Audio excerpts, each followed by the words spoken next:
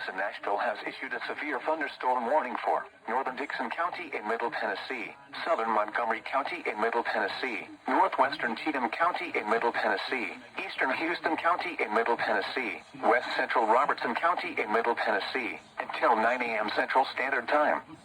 At 8:34 a.m. Central Standard Time, a severe thunderstorm was located 8 miles east of Erin, moving east at 55 miles per hour.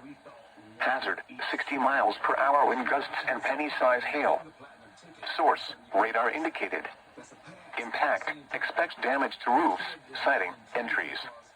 Locations impacted include Erin, Clarksville, Pleasant View, Van Lear, Cedar Hill, Cumberland City, Sladen, Cheatham Dam, Palmyra, and Cunningham. This includes Interstate 24 between mile markers 13 and 22. A tornado watch remains in effect until 11 a.m. Central Standard Time for Middle Tennessee.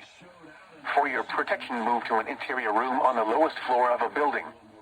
A tornado watch remains in effect until 11 a.m. Central Standard Time for Middle Tennessee.